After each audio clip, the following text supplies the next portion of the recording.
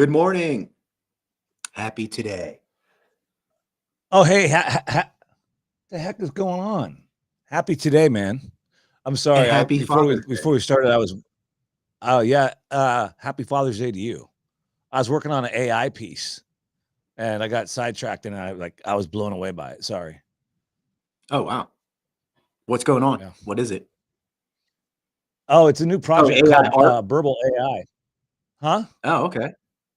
Nice. Verbal AI. It's a new project. It generates, video, graphics, music. It's pretty awesome. As a matter of fact, we can talk about it more later. But that's what I was just messing around with before we got Cool. into Nice. Happy Today. Happy today. Well, happy today. Welcome to the show. I am your host, the Crypto Oracle, or AKA Crypto Customer Service, because that account got suspended literally when I started the show.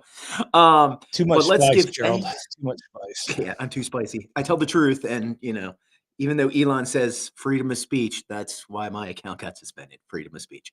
But let's thank our sponsors, everyone at Bitcoin Live, the team also at Quantum Economics, Quantum Expeditions, also the team at Shield Folio, and we got some exciting news from the people at Shield Folio today.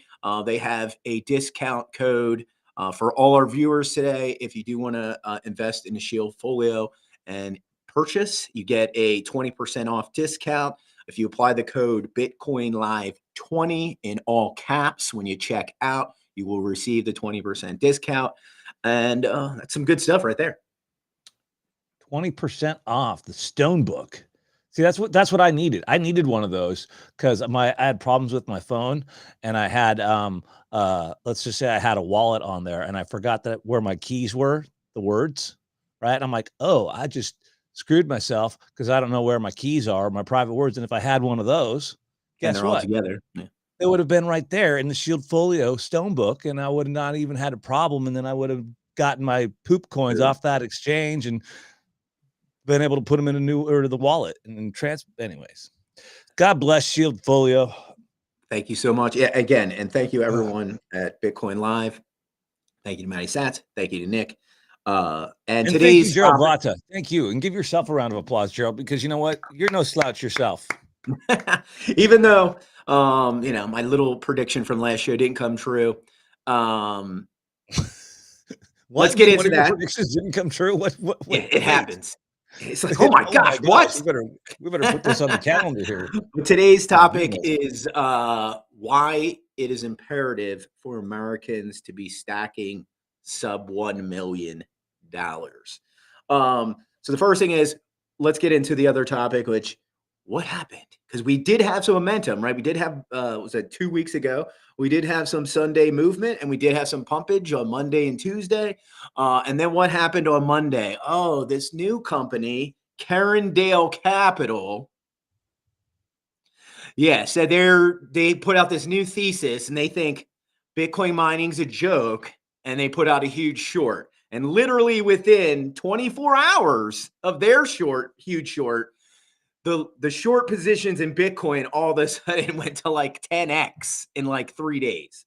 So again, the powers that be do not want Bitcoin to fly. So here's the bad news. Bitcoin's going to do the crab walk for more. The good news is when they're done their chicanery, you get to stack cheap now.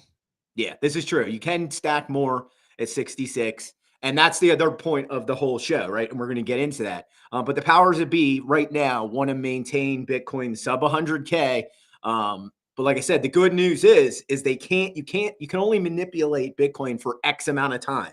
And it takes a lot of money to do it. Underwater. And then exactly. Trying to hold a big beach ball underwater. And you can do it for a short amount of time if you have enough hands holding it down. But at some point, it wriggles loose and then it shoots up, and it's just nothing you can do about it. Nothing. But nothing why? You can do about it. Yeah, nothing you can do about it. Exactly. Overshoots. Yeah, so basically it overshoots the price point that people thought it was supposed to stop at. Instead of hitting like 110 or something like that, it shoots to like 300 or 400 or something crazy insane. That would be significantly overshooting, wouldn't it? Yes. And it's very possible because we have so many players and so many people getting involved now, right? We just don't don't have the plebs anymore. We have so many banks, and we don't just have American banks now, right? We got European banks starting to buy into the ETFs through BlackRock and through the other ETFs, and we have other countries' paper money losing more value. So again, it's this very sharp dual-edged sword that they're playing this funny game with, and they're about to get cut bad.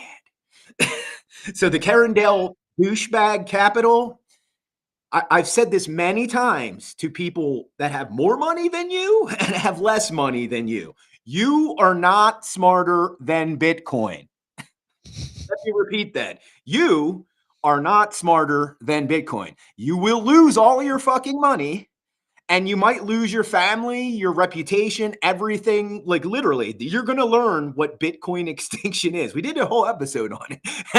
You're about to become victim number 10,000 or 10 million. Eventually it'll be 10 million. But yeah, they're playing this very dangerous game, right? These are people who are probably influenced by Gareth Soloway, right?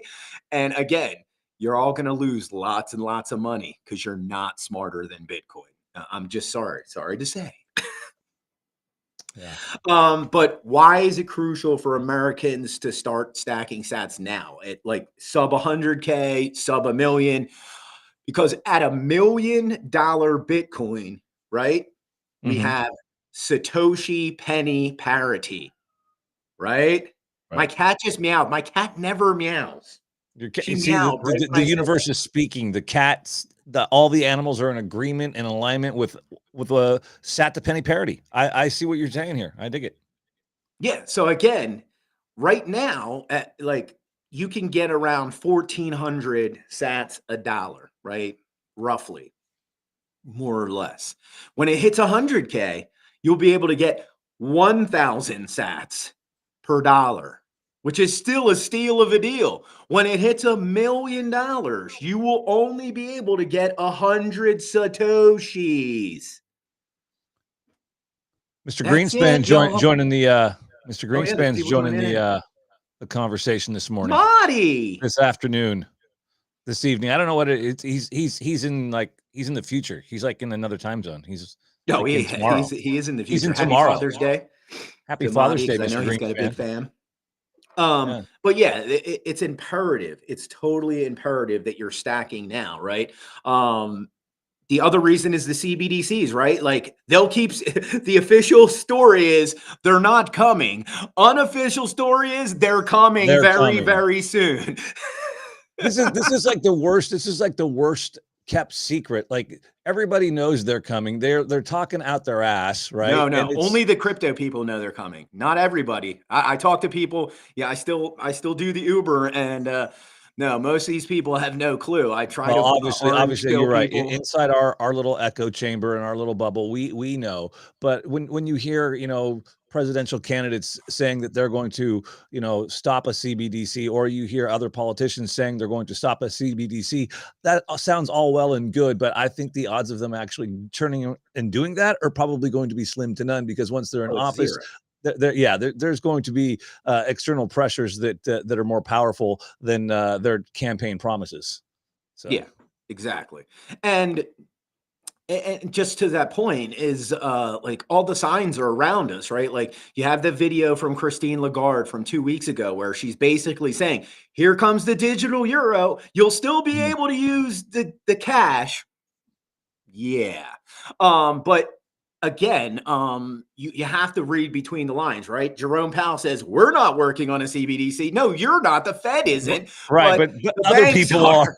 Right. Yeah, right. The banks are. And Circle is, right? So let's be very clear. Circle just put out a commercial about, I think like a month ago, and they're basically saying, here's the digital dollar. USDC is the digital dollar. Are you paying attention? And then literally after my little video warning, because the first iterations, I don't know if they'll have expiration dates just yet, but when they become the official Fed coin, right? My new theory is, okay, so here's my new theory. Oh, hold on, everybody. Yeah. Stop what you're doing, because Jared's about to ruin. Do it. All right, so here's my new theory. they're going to activate USDC and USDT, right? Which it already seems like that's the case. Eventually, right after that, they're going to activate USDC on like Algorand. That's my guess. So it's going to be like USDC/A, right? And once it's on Algorand, that's when they'll be able to be like, okay, this dollar expires January 1st, 2029, right? Or 2030, whatever the date they put on there. And that's when you're going to be like, fuck, I should listen to Jerry and stack some corn. Yes, exactly. Another reason, and I just literally, this hit me in the shower yesterday morning. Why I don't want to know Bitcoin what is hits you in the shower, Gerald. Just stop. This is a family-friendly show. We don't want to know what hits you in the shower. It was Okay? mental thought in the shower. Mental. It's still very, very slippery slope you're walking here, friend. But this is scary for sure. And then not that kind of scary. Bitcoin, like, and this is scary. So we're going to talk about this real quick, right? If there's a thermonuclear device detonation, right? What happens? Right? I know a lot about this stuff because, you know, I'm a dork. What happens? An electromagnetic pulse device goes, right? We have an EMP wave that's created from a thermonuclear detonation, right?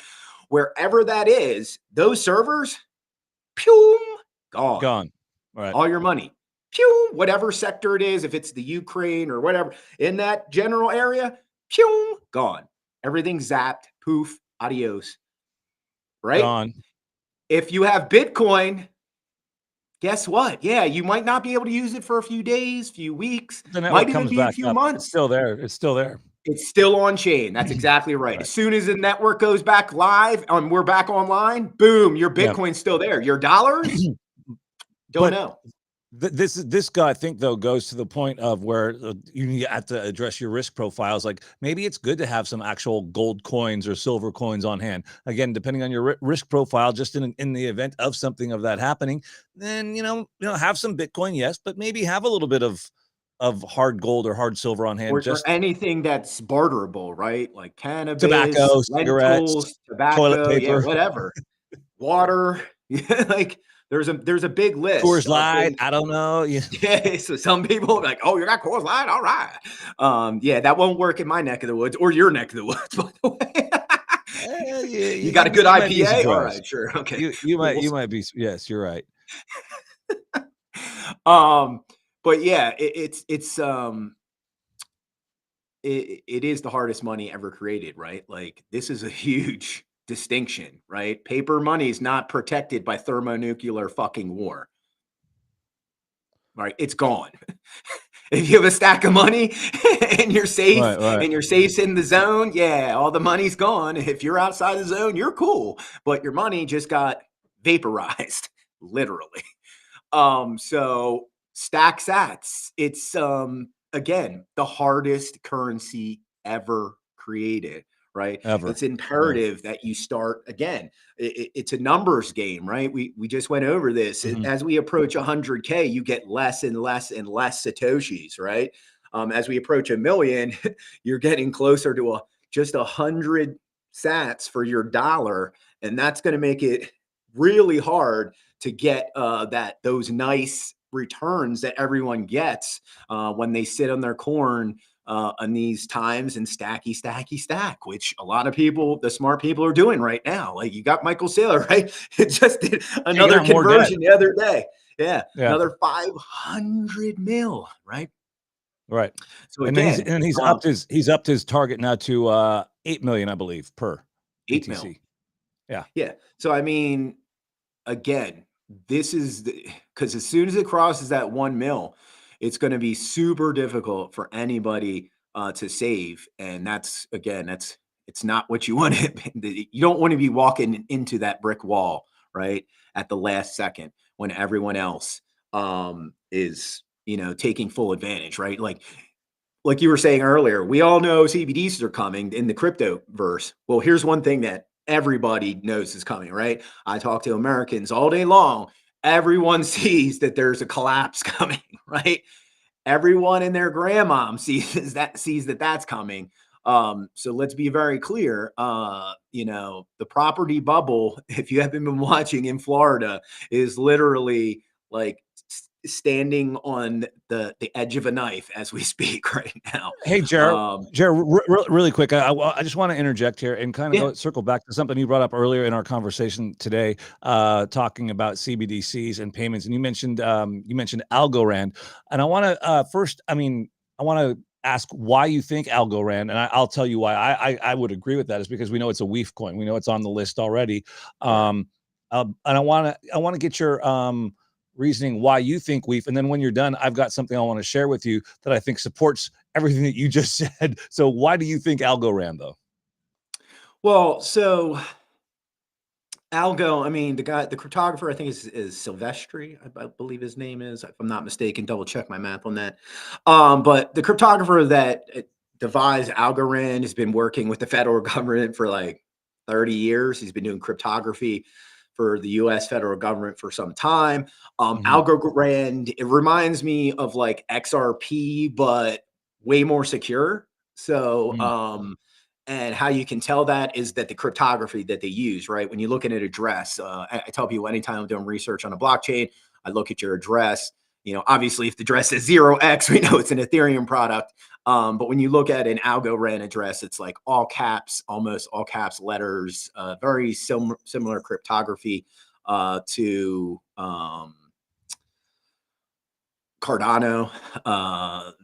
But again, yeah, I know. I'm not a fan either. I have this allergic reaction anytime anybody says that name. I have seizures. I don't know what happened. Yeah. Well, the thing is, Cardano. You did it again. You can't say that, Jerry, because then that happens to me. If I say ADA, are you okay? See, I don't see any reaction to that. Okay. I get a slight reaction. Well, the thing about ADA that's horrible. It's in Haskell, right? And not many developers program in Haskell. So if anybody knows, Eddie Haskell's the worst. He's such a con man. If you know your history of Haskells, he's been like hello. Exactly. Gee, there you go. That's all you need to know. Really nice today. Yeah. Are you going to trust some guy like that to do your blockchain coding? Hell no. Not even. Where's the beef? All right. So to support your statement of USDC, I guess, whatever we're going to call it, USDT, whatever. Yeah. MDA, MDMA, I don't know, whatever you're calling it. So it's just like, so recently, right, they just did this on Solana's chain, right? So Solana can have more liquidity, right? So now they have USDCS, right? Oh, Jared's all excited about Python. Look at him. Python on Algorand. But that's I like that. Where did you find that? That's interesting. So yeah, see, this is proving my point that they're starting to figure out that Bitcoin's not going anywhere. It's on their main site. Nice. Oh, okay. So yeah, so here's Algorand's main page. Thank you, Nick. Basically saying, they're adding the Python library to Algorand. So Bitcoin's not going anywhere. So Lightning Network on Algorand. To support this even further, and I don't know how we got off on this whole Algorand thing, but that's okay. Nick, if you can bring up my screen, I've got just check out this ad in case you missed it. This is Algorand right here. Here's a big ad for him. Check it out. Hey, morning. Hey. Hello. Hey. You guys take Bitcoin, right? Sure do. I'm gonna be paying with Ethereum if that's okay. Okay, yep, no problems. It's a good thing I'm paying with Solana. You can go ahead and tap. And there we go. Oh, it failed. Try again. Hold up there, smart. It looks like it's gonna be another 27 minutes before this transaction clears. What? Sorry, $112. I have like 3 things. Ethereum, they got that peak hour gas thing. Peak hour gas. Maybe one more time. What are you gonna do? Just wait right here, without the bag, I think it's gonna work this time. Nope.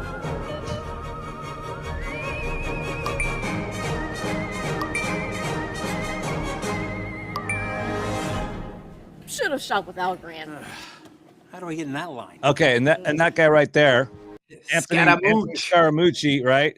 Okay, and if you know anything about Mooch and his Skybridge, right? They are balls deep in algo. Like, he is a big time bag holder. That's why he's in the commercial. Like, hello. So again, to further to substantiate the crypto oracle here, who's seldom wrong and often right, Algorand looks like they are positioning themselves for payments to be the payment processor.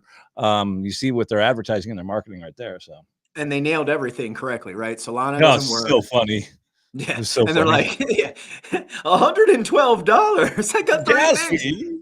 High peak gas fees. Come on, man. You should know this by now. Yeah. But yeah, the other thing about Algo as an industrial crypto, like I said, it does have pretty good high grade cryptography, and it works, right?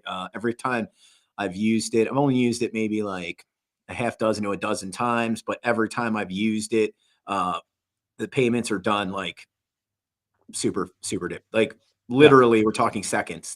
They're done, and that's what you're looking for. So again, I know a lot of people. What does that do to the price though of the token for bag holders? Like, oh, hey, I'm going to ape into Algo now because I think it's going to be, used. I don't think it really. It's not going to move the price for a token to be that widely used. It can't have that high of a price, or it defeats the purpose, right? And again, you're right. I think you're totally right. I think, does it go to like maybe 50 cents or $1 or something like it? Maybe, maybe 2, possibly, but it's not something you're going to change your life with, like Bitcoin or one of these gambling shit tokens that, The other thing that has to be considered is the taxing and the regulations that go along with that, because then if you're spending, quote unquote, a crypto asset, you're looking at, tax implications and all that sort of fun stuff that everybody in crypto loves. And that's why we all got into it in the first place, because we wanted to deal with crazy fucking tax issues, right?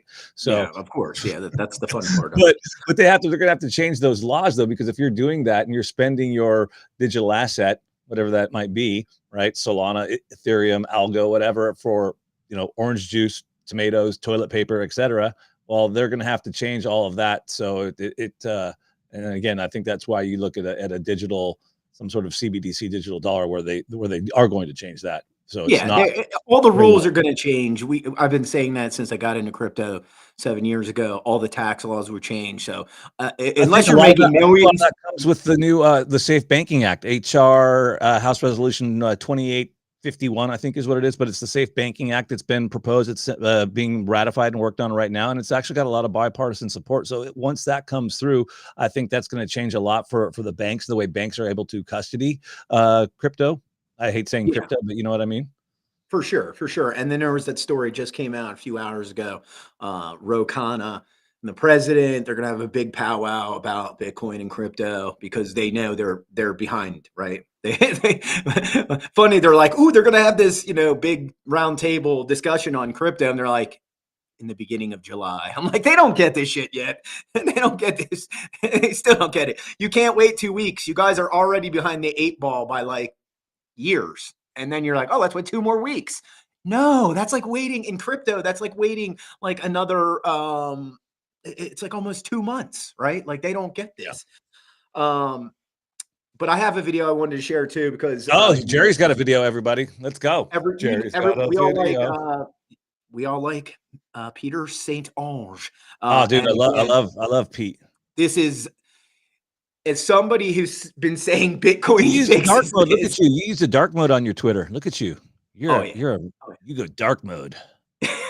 But as somebody who's been saying Bitcoin fixes this for like 2-3 plus years, this is literally Peter, like his light bulb going on moment of, yes, Bitcoin fixes this. So let me just go over, I'll hit play and we can enjoy together.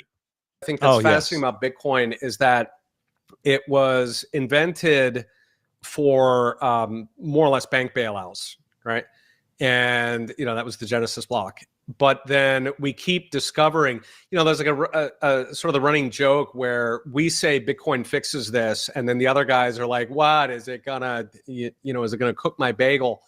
What Bitcoin fixes everything. And the irony is that we keep having these crises and every single one Bitcoin fixes it. So, you take Trudeau with the speech, cracking down on free speech up in Canada, and you had Bitcoiners who, it was fantastic, right? You had hundreds of Bitcoiners who just jumped in their car dead of winter, drove out to Ottawa to help truckers actually get donations so they could eat. Right. The inflation, when Satoshi, put out the Genesis block, you could argue, I mean, of course, inflation was back of his mind. That's why he modeled Bitcoin on gold. But it's like we just keep discovering that every single crisis that we keep coming into, Bitcoin, finds a new purpose. Bitcoin doesn't find it. People discover that, yes, Bitcoin does fix this, and it fixes that, and it fixes the next one, and so on. So I don't know what the crisis is going to be. In the horse race for what their next COVID is, cyber attack seems to be a popular one. War, of course, but I mean, war is kind of their permanent shtick. So of course they're pushing back that, but yeah, cyber, and we have some of the smartest people on our side, and like in terms of programmers, and if you take the people who are suspicious of the state and are interested in finding ways to go around it, I mean, Bitcoin has like a 99% share of those kinds of heroes on Earth. So whatever they come up with, I am certain that Bitcoin is going to show us some awesome new function to get around it. Facts. Yeah. So again, Bitcoin does fix a lot of things. It's not going to fix 100% of the world's problems, but it literally fixes, like, I've come to the conclusion, like it's the 80-20 rule, right? Like it'll fix 80% of the world's problems. Like that's a lot, y'all. and what does that entail? Like it entails crime, taxes, corruption in the state, just people, the scales have been not balanced for some time for most of the world. They have at times for the plebs, there's been times where plebs have had almost pure equity with the upper class, but it only happens here and there. And the most beautiful thing that Satoshi did was he created this new playing field where everyone has an equal shot. Yes, the rich people can have some more Bitcoin, but you can participate in this same experiment, and there's no barrier to entry like there is for Wall Street, right? You're not an accredited investor. Oh, you're not playing. Too bad. What do you got going on here? Just a little news coming out over the weekend. T-Mobile's going to start mining Bitcoin in Germany. Again, kind of, little phone company you might have heard of called T-Mobile. Again, everyone's starting to realize, right, that energy production and Bitcoin go hand in hand, right? And they secure energy systems, right? So T-Mobile's figuring this out, right? One of my predictions from, 6-7 weeks ago, I said the next thing you're going to start seeing is municipal dumps find out that they can trap the methane, right? And what do we hear? I think you shared it the other day. Where's that tweet? Oh, which one? The one from the dumps are going to start the mining methane, Bitcoin. Right? Yeah. And I was like, there it is. Boom. Everyone's starting to realize Bitcoin is the carbon credit, right? Bitcoin is the carbon credit. Satoshi was a super genius, and he's literally gave us this new ledger that will shine the light on all the BS. And that's the most amazing thing. And why you should be stacking like a mofo. It's not going to make me rich. It's not going to make MattySats rich. It's not going to make any of our people in our inner circle wealthy. Yeah. What it's going to do, it's going to stop your money from evaporating into nothing. Or when the CBDCs come, it will be, oh, my dollar's expired. Can I borrow some dollars from you? I just had a whole bunch expire. Right. That's the scary point is when they're programmable and your money is set to expire. That's not going to go over well, I think, with most folks. I don't know how people could even fathom that. It's mind blowing. Again, when I think the biggest thing right now that's going to, like, America's going to have a lot of difficulty with, and you pointed this out most eloquently a few weeks ago in one of your your little videos that you do, Chase. I've totally forgot what you call those. In case you missed it. In case you missed it. Yes. Because I know This is you my last have it. case, right?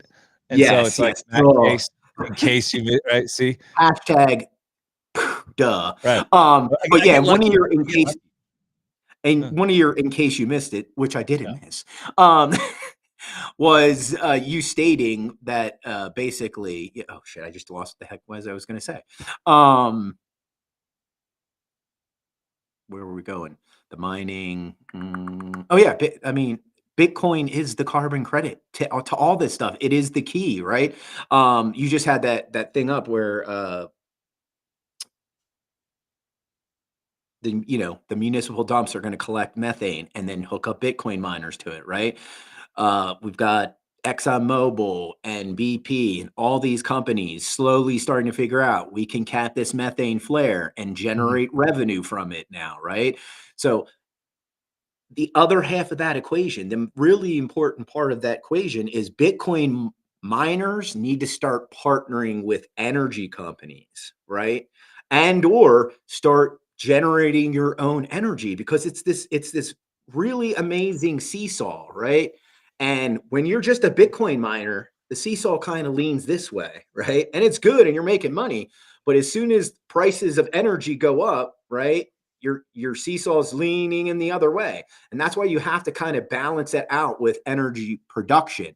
Yeah, look at that. Bitcoin's at almost 60% sustainable energy use. And again, it incentivizes you to be smart with your energy, right? It's not only the energy, a carbon credit, but it forces you to think about every step of the way, right? Like, how much is this going to cost? How much is this going to cost? How much is, because the bottom line is, how much is it going to cost to generate this Bitcoin? Because if I can put energy in the middle of that and bring that value proposition down, and that makes my value on the Bitcoin side higher, you are going to do it, right? You're going to use solar. You're going to use wind. You're going to figure out any strategy you can use wasted energy and convert it into the That's what I love what Quantum Expeditions is doing. Quantum Expeditions is actually doing this right now. I've been to the facility. I've seen firsthand. I've had my face up close and in it, and this is exactly the model and the plan and the course of action that they're taking. So when you talk about a Bitcoin mining company that's, where they're going, this is what the team at Quantum Expeditions has been doing and is continuing to do right now. Working with and bringing down that cost point of energy by using a mixture of different attributes. So it's actually pretty. Thank you for putting that. There's the link right there. QuantumExpeditions.com. Yeah, and there's Nick is good. study. You say that and he puts it right there. Look at him. Boom. Bam. Way to go, Nick. Yeah, Thank you. And there's the study, right? Basically saying that, and that Bitcoin is helpful for the environment, right? And then we had ERCOT the other day in Congress saying what I said maybe like 6 months ago, that Bitcoin protects the grid, right? With load balancing. When they, like, let's just say just like last week when it was 111, right? What happens? Well, everyone wants to turn on their air conditioners, right? And then the load on the grid becomes huge. And they literally, they get on the phone, they call up Riot. They're like, blah, blah, blah, blah, blah. Yeah, we need you to shut down. Yes. What's your rate? Okay. Yep. We'll pay you. Okay. Click. And literally the Bitcoin miners, within 5 minutes, they shut off. And then boom, the grid is stabilized in like 10 minutes. Do you know how many other things can do that? Not many, y'all. So again, Bitcoin fixes this, right? It fixes load problems on your grid. And another reason I said this time and time again, and guess who also pointed this out last week? Laura Shin, even though I don't agree with her on many things. I agree with her on this point, right? We need to get some of the miners in Washington, in Pennsylvania. I know there are miners in Pennsylvania, but more miners in Pennsylvania, more miners in Michigan, more miners in Florida. Because one of my crazy conspiracy theories, which I'm just going to share a little bit. Oh, really? You have one? Yeah. Oh, I only have one. One. Yeah, this one's a reacher though. Oh boy. Okay. All right. Hold on. Here we go. If you've noticed over the last couple of, I want to say like 6 to 8 weeks, Texas has been having some of the craziest weather I've ever seen, right? Yeah. Tornadoes, hail, rain, heat. I've never seen this much shit hit Texas within a short time frame, right? And if you notice, when all the miners were in China, they used to have these floods all of a sudden out of nowhere every year. They would say, it's the rainy season. Yeah, well, all of a sudden I don't hear about those rainy season floods in China, but now I'm hearing about those floods in Texas. Are you connecting the dots? Yes, the powers that be are really trying to fuck with Bitcoin mining. I'm telling you. Dude, you're like the Fox Mulder of Bitcoin, aren't you? HARP. Yeah. I don't even know if they still use HARP anymore. I mean, obviously it's been around for a long time. I think that, the official word on HARP is that they've stopped it, but obviously They weather did, manipulation they figured out is it doesn't work. They use microwaves now. Yeah. Yeah. So they figured out they can use cell phone towers and do the same kind of shit. That's just my theory.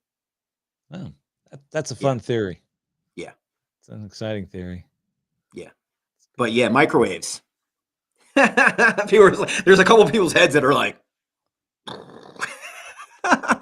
but yeah, so I do think that, the powers that be are trying to do meteorological attacks on Bitcoin. Yeah. That's a people are like, what? Yeah. But hey, the good thing is, even if they were successful, right? Let's say one of those floods took out Marathon's huge farm, right? Or Riot's huge farm down there. Still doesn't matter, because guess what? We got huge farms in Iceland. We got huge farms in Pennsylvania. We got huge farms. That's the thing that gets me. You mentioned Iceland. We talk about what El Salvador has been doing with their geothermal volcano. I mean, you look at Iceland, that whole country, geothermal hotbed, right? Why aren't they hooking up Bitcoin miners and running some S19s and S21s up there in Reykjavik? You know what I mean? I worked really hard on saying Reykjavik, so yeah, that's pretty exactly. good. How about countries with volcanoes? Can they make them erupt? Well, you know what? And Nick brings up a good point, and this was actually somebody else brought this up weeks ago on Twitter. I forget who it was, but basically all these other island nations around in the Pacific in the Ring of Fire. Now, guess what? You actually, your instead of tourism as your main draw, guess what? Now you can start putting Bitcoin to work for you and your tiny island nation, because you have a volcano and you can hook up the Bitcoin miners. And all of a sudden, now guess what? You're adding Bitcoin to your country's balance sheet, and you don't have to rely on tourism anymore. Well, again, you will rely on tourism, but it'll be Bitcoin tourism, just like El Salvador. El Salvador. Right? Everyone goes to El Salvador to check it out because they want to see. And it truly is amazing, right? Like, people still don't. There's a lot of Americans don't realize that the Bitcoin game theory in El Salvador is playing out right in front of our eyes, right? Like, there was one story though I saw over the past week of one guy who moved there in hopes of the Bitcoin city, because he was at the Bitcoin Miami conference, and when Bukele was saying we're going to do Bitcoin city, it's going to be this utopia, blah blah blah. So this guy, I don't know if you saw the video, it's out there, it's on the webs. Moves to El Salvador, sells everything. It's like, I'm going to live in Bitcoin city. And 2 years later, nothing's been done. Nothing's been developed. No ground has been broken. And he's just kind of like, well, this sucks. And I get that, because, I mean, Bukele, it was awesome. His ideas are awesome. I mean, sure. Again, he's my theories. I've said these theories, right? And then he starts saying these theories. So to hear, somebody of a head of state that gets Bitcoin the way, real Bitcoiners do, you fully understand its implications on the world at large, right? Like, when we tell people that this is the greatest invention since, like, literally Gutenberg's printing press, right? Like, that's a big fucking deal, y'all. Like, pay attention. This is fucking huge. And Bukele gets that. And for him to, like I said, to make all these claims, and, obviously, when you're going to build a huge city, it's just not going to, you can't just snap your fingers, right? It's just not going to happen. But a lot of the things Bukele said he was going to do, he did do, right? Like he said he wasn't going to tax Bitcoin transactions. He's not doing that. He's made a lot of, tax havens for crypto businesses, right? He built the new library, right? He built this huge, neither be here nor there, but built this huge pet hospital, right? So they are doing things with their finances to improve the country. Google just put one of their new headquarters right there, downtown, right?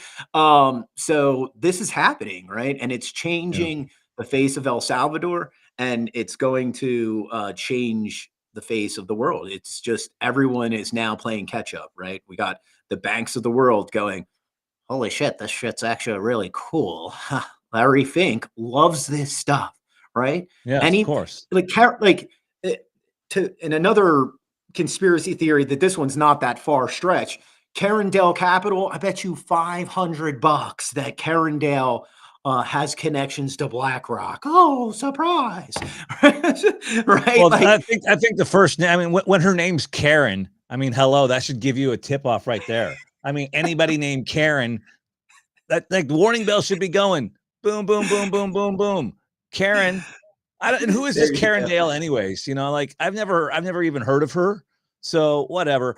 Something that's really cool, I think a lot of people were talking about, and Nick, if you can bring it up on my screen, and I'll share it, is what we saw already with the Orange Man.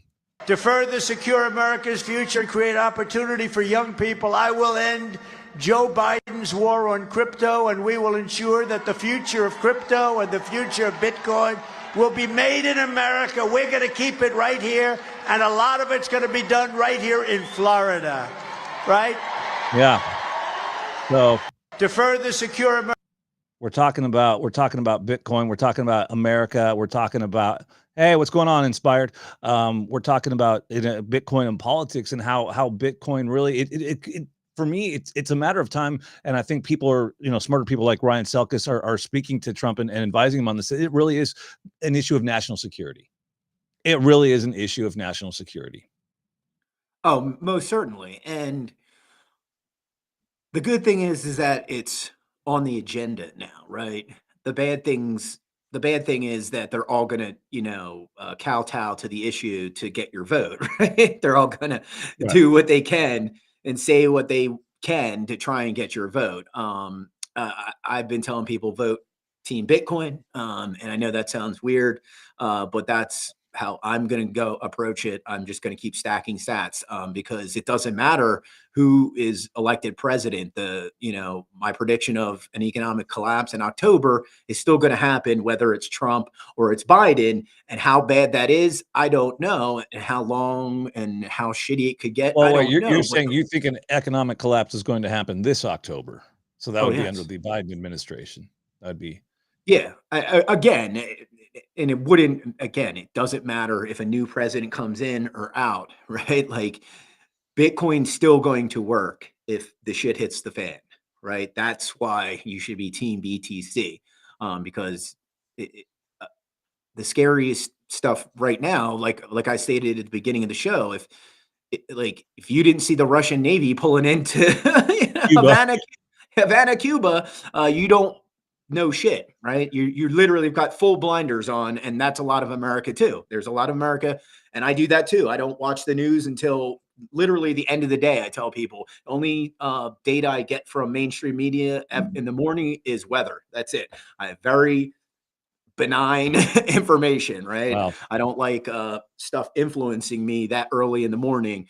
But yeah, I mean, literally the Russian Navy pulled in. If you didn't see the show of force that the United States put on over Florida the last couple of days, they put on almost like an air show of flying helicopters and our jets. Oh yeah.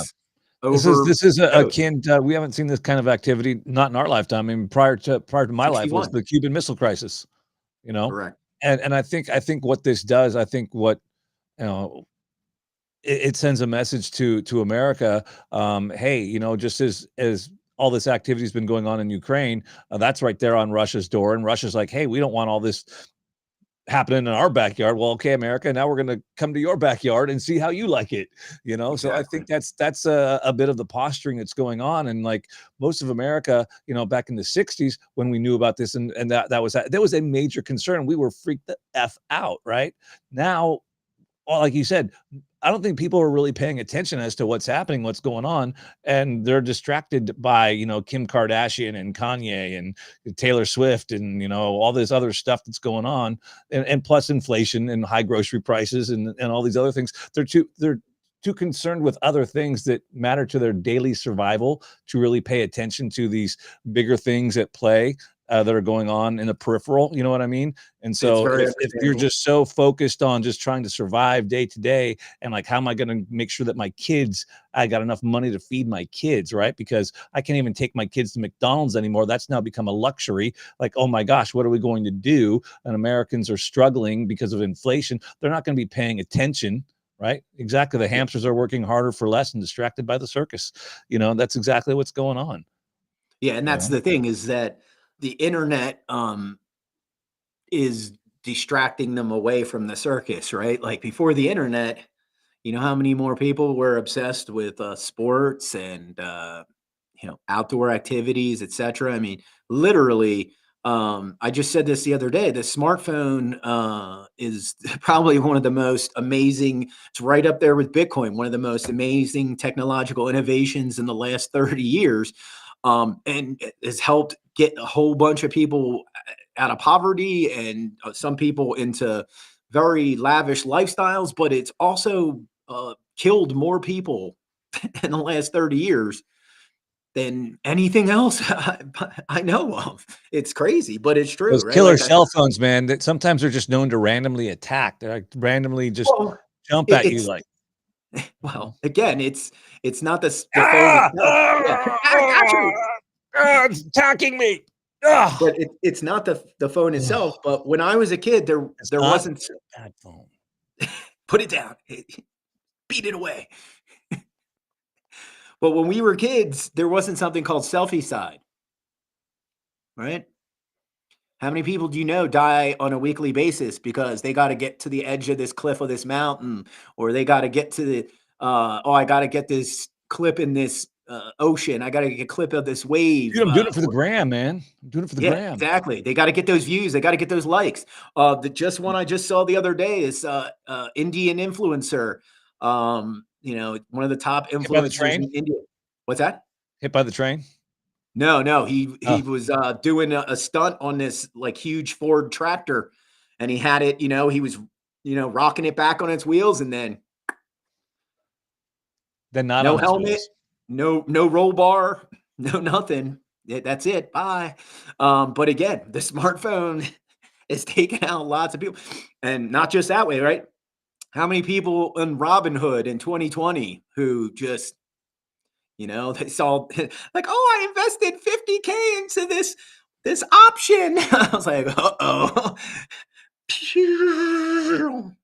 Gone, right? Like again, this smartphone again, it's done lots of great things. I'm not gonna lie. I love mine. I use it all day long. But be careful out there, right? Like it's not worth taking that photo. Let me bring this back around to the topic at hand that we kind of started off initially with stacking Bitcoin prior to 1 million. Oh, and yeah, that 1 million price point has been banted about, and I hate when people put price targets out. I really, as a seasoned investor, I guess you could say, as a seasoned person in this industry, I've really gotten away from price targets. I hate them, to be honest, but it gets the clicks, it gets the views, it gets people talking. And, you know, I hate when I see a publication saying 1 million by the end of the year, 2024. I'm like, what are you on? And can I have some? Yeah. and then like, can we just get the 100K first? And then yes, it's like, exactly. Let's get to 100K and then we'll talk about 1 million. Right. But yeah, it's going to happen. I mean, it's eventually it will, but I don't think it happens. I don't think it happens now. I don't think it happens in 2025. I mean, I would like to be proven wrong, but I think that you know, again, a lot of the price target stuff just needs to go out the window. You know, people need to just not be so fixated on when the Omega candle is going to happen, when the Godzilla is going to smash all your models, right? Just stay safe, stack sats, hodl, just keep your head down and just keep, self-custody, and then everything else will be okay. And you don't even have to worry about the price point, because one Bitcoin will always be one Bitcoin, and you don't really care because you're just stacking. And I really think that when you get to that point, you'll get to that point. Yeah, I'm with you. Eventually you get to a point where you realize that who cares what the dollar amount is, right? I'm just going to keep saving in this new form of savings, right? It doesn't matter if it's 70K, 50K, I'm going to keep buying Satoshis and converting my fiat. And that's what Sailor said. He said he's going to always keep buying the top. Sailor said, I'm going to keep buying the top, wrong with that, no matter what. Because it's always going to go up. So eventually your position will be in the green, right? Like that's the way you have to look at it. All these people it's think it's a long-term game. I mean, I've always said the analogy with it. It's like you're playing golf. It's and you get this because you're a Frisbee golf guy, but in traditional golf, it's like a par 5 dog leg left. You gotta no, I'm not going to try and drive the green in 2. I'm going to lay up and avoid the bunker and get on the green and get the birdie. And play it smart, play it conservative, but you're still coming out ahead.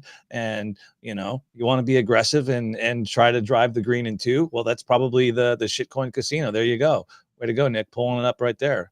MicroStrategy, another 700 million. Like you said, it's, I think Mahler said this like a few months back, the price is an ego test with your brain, right? Like, oh, I missed the big Bitcoin price run of this year or that year, whatever epic it was.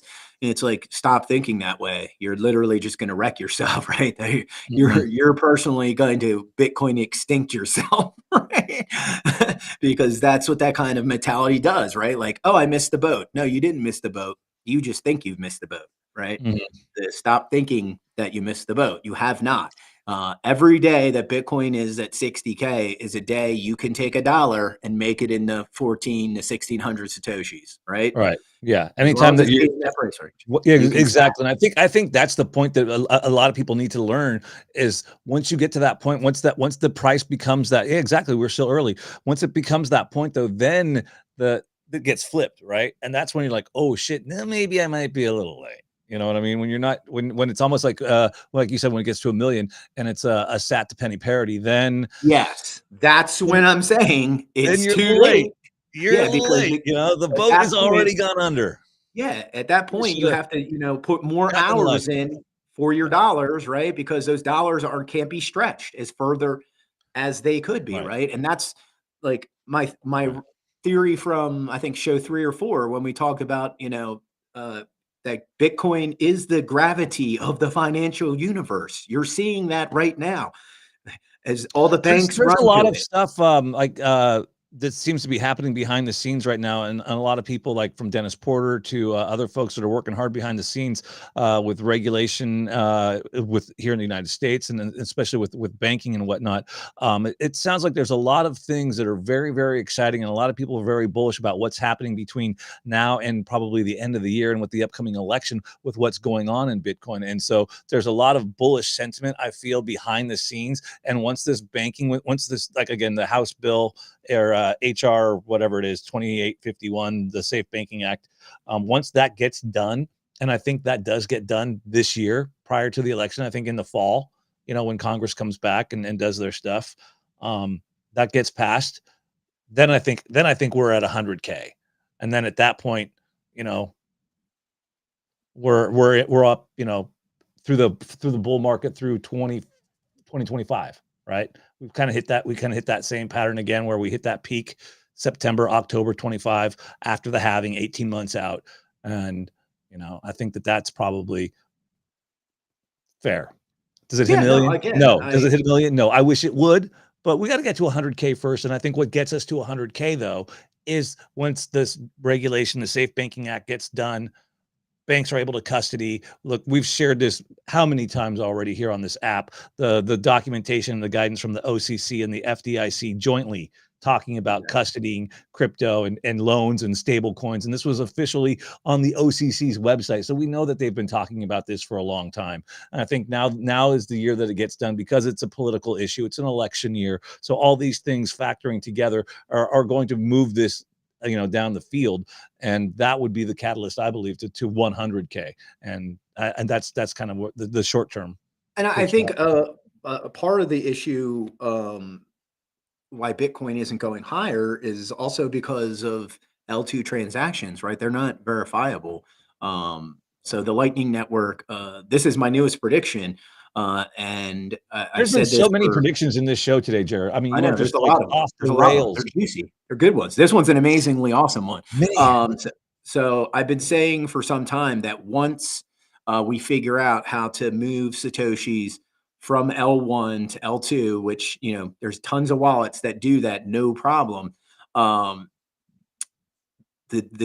secret sauce is, how do we move those sats back to L1, right? Well, it can be done. So I know there's a lot of controversy over OpCat, but I did my research last week, and I've come to my conclusion that now I am a junior developer-ish type person. That once we get BIP 420, we can move Satoshis on and off chain instantly. And that literally changes everything. That would kill Ripple. That would kill everything, because then anything built on L2 becomes verifiable on L1. And then again, that changes the whole ball game, right? You can literally, you don't have to keep, like, let's say your business and you're doing, I don't know, couple $1,000. Let's say you're doing like $50,000 every couple of days. Well, you don't have to keep all of those Bitcoin in the channel, right? And have them stay there so your customers can do business. You can literally leave some on and take some off, right? And that, that changes the whole ball game. That will be a game changer. And why is it why is it taking so long, do you think, to get to this point with that? Is it technology, the devs that just haven't? This line of code that's that was in the original script, Satoshi kind of took it out. I think I forget what year he took it out. But it basically it allows you to concatenate. And what that means it allows you to put together. Yeah, it allows you to put together information, right? It'll allow you to like, let's say if you're making this really big ordinal and you want to make it a multi-sat ordinal, you could do that, right? Or if you wanted to make this huge, like in Saylor's case, which I agree with Saylor, if you want to make this ordinal, like this crazy annuity or some type of escrow account with multiple Satoshis, you could do that, but it also would allow us to verify L2 transactions, right? And that's the huge part where, like I said, yeah, to me, I think that should have been done. Like, why weren't L2 transactions verifiable to begin with? Is kind of my question. And again, putting this back into the script will allow that to happen. The good part is it will make Lightning Network solid. Literally solid. And the bad part is then this shit coinery goes on the Bitcoin network. So it's a dual-edged sword. So, but there's the pros and the cons. And the pro is Lightning Network becomes like, I'm trying to think of it becomes like one of the L2s on Ethereum, but it's not annoying, right? Because they're annoying too. Once you bridge stuff onto one of the L2s of Ethereum, it's there. And it's the same thing. To get it back, you got to jump through all these freaking hoops. It should be just like click, right? And it's not. Right. It's not a click. And that's the huge difference. And would make Bitcoin compatible with Algorand and XRP. It would literally destroy all them eventually too. That's why this is very important in my opinion. Yeah, well, that's a good exciting. That's probably what the next show is going to be about. OpCat. Oh wow, look at that, a teaser right there, a teaser. You've already, all right, fantastic. All right, did we cover everything today? Did we get it all done? I think we did too. I feel pretty good about it. I feel great as well, sir. Yeah. Happy today. Happy And today. thank you everybody for joining. We had lots of folks coming in We did. and We had a joining lot of us and people in the chat today. commenting and Marty Greenspan came by today, which is very cool. And Very again, nice. Thank you, quantum Martin. economics, quantum expeditions, where they are mining Bitcoin right now. And Shield Folio, if you are a viewer of the show, if you put Oh yeah, Bitcoin Live that all caps, discount. Tell them about the discount, Jerry. that's what I'm doing right now. Okay, good. Bitcoin Okay. Live 20, all caps. You will get 20% off a Shield Folio. And there it is in the chat as well. Bitcoin Live 20, all caps. You get 20% off a Shield Folio. And again, thank you, Nick. Thank you, the team at Bitcoin Live. Thank you, Quantum Expeditions and Quantum Economics. Thank you to my co-host, MattySats. And everyone, have a great Father's Day. Boom.